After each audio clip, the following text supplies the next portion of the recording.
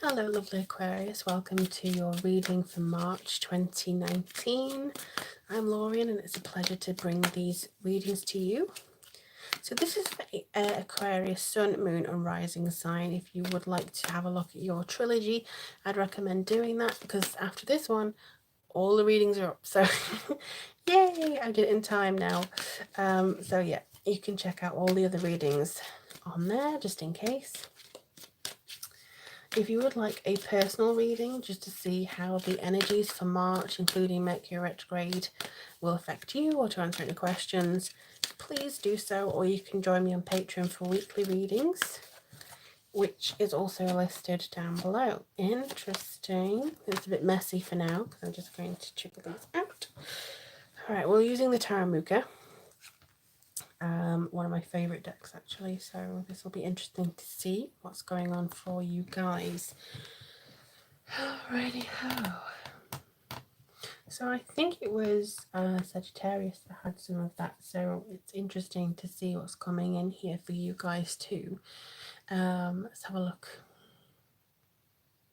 So you have the Seven of Wands, the Knight of Swords, the Eight of Pentacles, the Ten of Pentacles, the Tower and the World. So you do have some major players coming through here.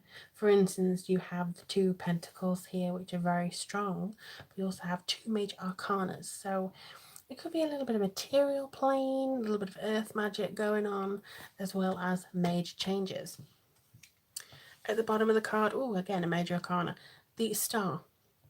So the Star is incredibly fortunate. It says about having that potential within yourself.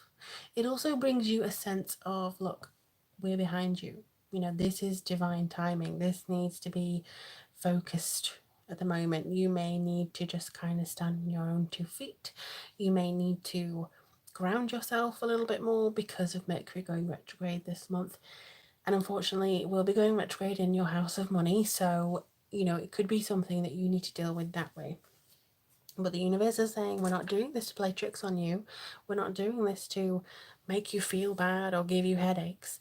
We're doing this to assist you, you know, and we do have your back. We always have your back. This is you, basically. This Seven of Wands. This is kind of showing you are going through this stage of faith in yourself, and regardless of competition, you are going to persevere and you are going to get to the other side relatively unscathed. Maybe it's you're protecting your brand, maybe you're protecting your relationship, your house, your stability, your money, whatever you're protecting from this Ten of Pentacles. You're going to do it by hell or high water. This is your something you've established, and something that you would want to protect with that ferocity. You are going to do so this month. It's not necessarily meaning that somebody's going to threaten it, or somebody's going to outright come through and go, I want to take this from you. It's more just the feeling of, look, the universe is a bit whack this month, and I'm going to try and protect what I've got here. I may suffer a few setbacks, sure, but I'm going to be able to continue on with this. And it could be the foundation of which you have cemented your relationship on. It could be something that you're working on personally, something that's very dear to your heart. But I think with this one, it's very important for you to connect within it and feel this coming through on a personal level. And maybe if you are being defensive, don't think everybody else is going to be competition or going to come at you to take your ideas or to take this person or to take this emotion, your time, your labor.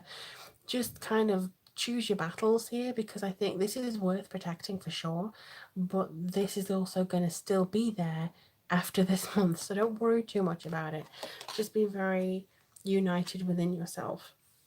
And then you have the Knight, speaking of united, Knight of Swords here. So this is about opinions, and maybe some hasty opinions that are coming at you.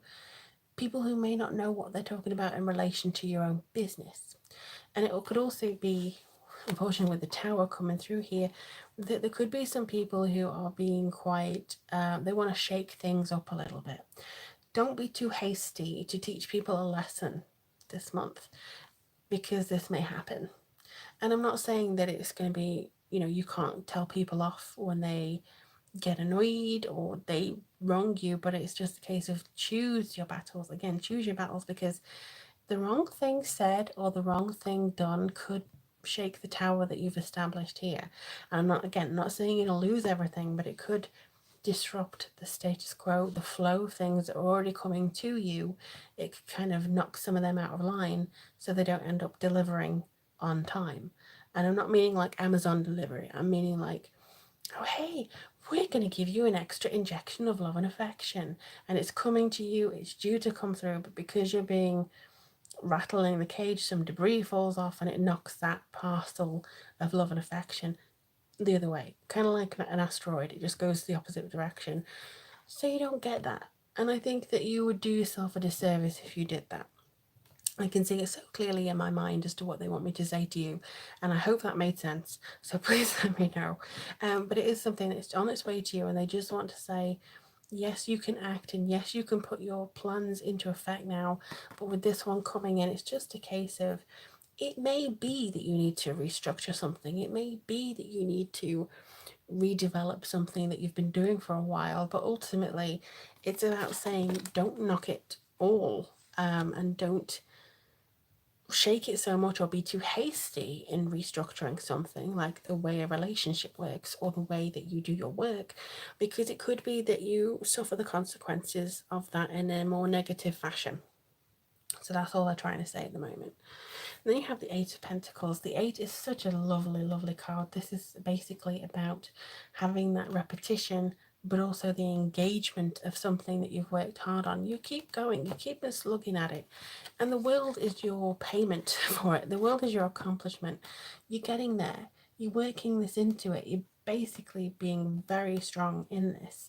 And with the new moon in Pisces, which is in your second house on the 6th of March, I think this is where you're going to start seeing the results of this, to be honest.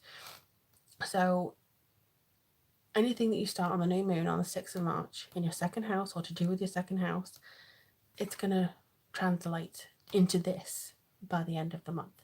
So especially as well with the full moon in Libra in your 9th house on the 21st of March, which is all about your kind of higher education. And I don't mean as in going to university, but your higher self education, you know, your spiritual development, the way you connect to you and your higher self. This is going to show you leaps and bounds from where you were before. And I think also the thing that you may want to keep in mind over the course of the month is that Venus is in Aquarius.